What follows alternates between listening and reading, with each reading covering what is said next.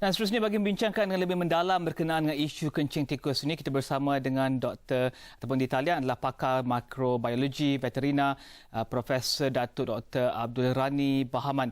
Prof, melihat kepada situasi di mana satu ketika dahulu situasi ataupun jangkitan kencing tikus ini dilihat berlaku di kawasan-kawasan rekreasi dengan contohnya air terjun, dan ketika ini kawasan ataupun jangkitan tersebut dilihat mungkin mula memasuki kawasan-kawasan bandar. Wujudkah risiko jangkitan tersebut ataupun jangkitan leptospirosis mula menular di kawasan bandar melihat kepada lebih-lebih lagi dengan sekarang ini musim hujan, Prof?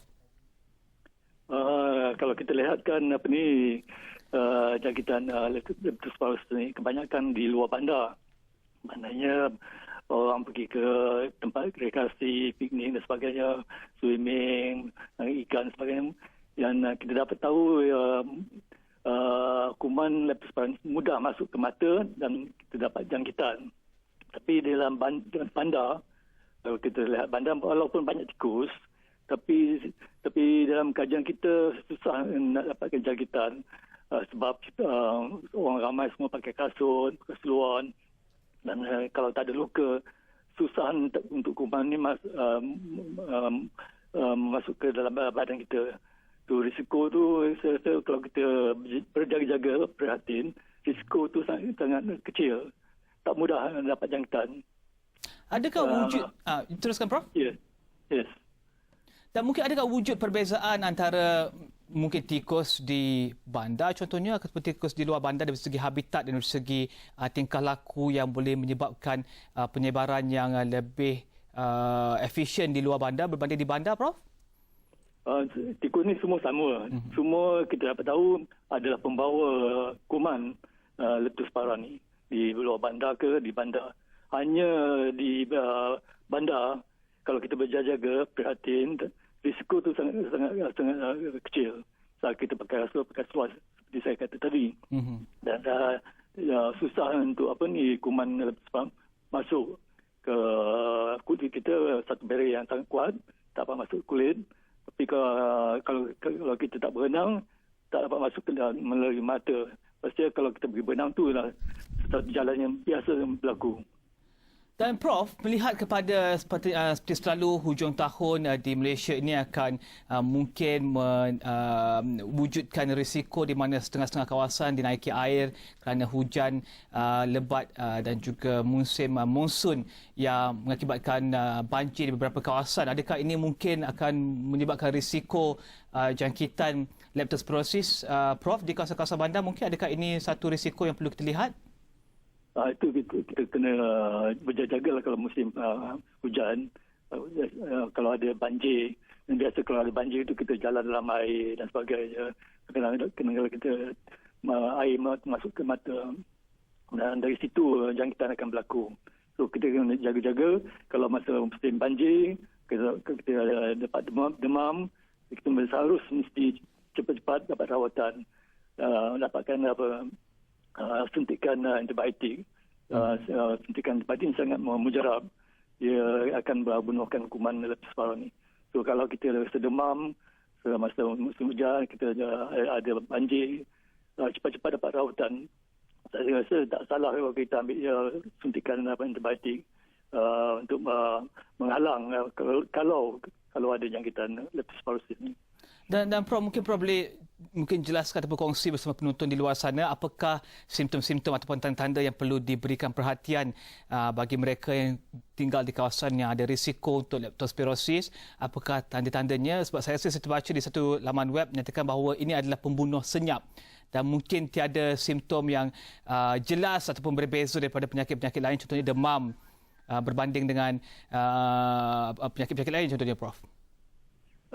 Simptom dia lebih kurang macam jangkitan virus juga, seperti denggi, dan itu memberi satu masalah yang besar. So kadang-kadang kita jangkakan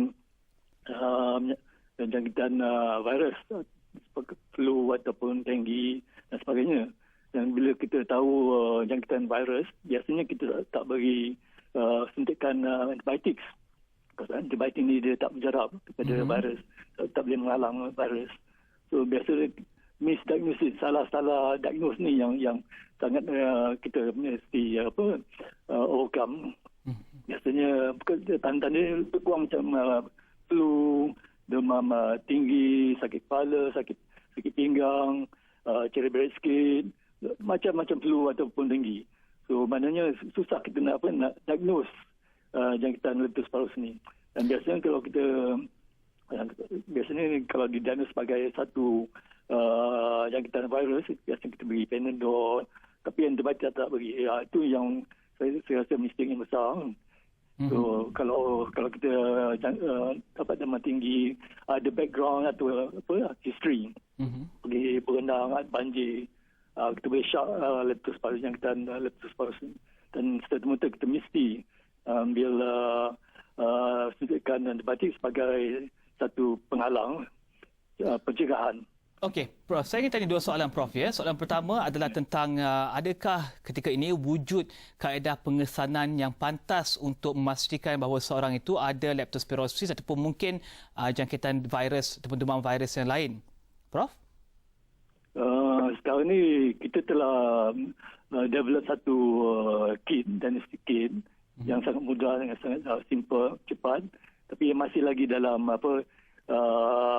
clinical trial. Maknanya kalau nak pakai pada orang biasa tak boleh lagi, belum ada lagi clinical trial. Tu kita tengah buat tu.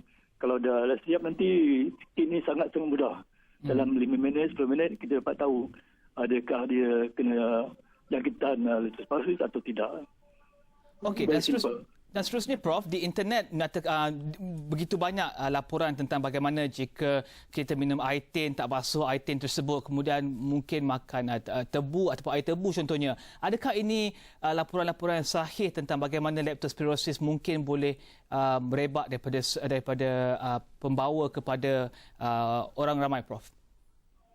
Itu biasa kita dengar kan, minum air tebu, ataupun tin yang kotor, tercemar oleh kencing tikus, boleh berlaku. Tapi kalau kita perhatian kepada kebersihan, kecuti tin tu dan sebagainya, seharusnya tidak berlaku jangkitan leptospirosis ni. Okay. Dan kalau katalah kita minum, asid dalam perut kita ni sangat tinggi, pH 2 atau 3. Maknanya leptospira kuman tidak boleh tahan asid yang sangat tinggi ni. Dia akan terbunuh. So maknanya kalau kita minum ada kuman leptospira ni, asid stomach kita ni, perut kita ni akan menghancurkan, akan bunuh. Dan dari situ tidak berlaku lah. Okey, terima kasih, Prof. Profesor Datuk Dr. Abdul Rani Bahaman, pakar mikrobiologi veterina, membincangkan tentang leptospirosis dan seterusnya.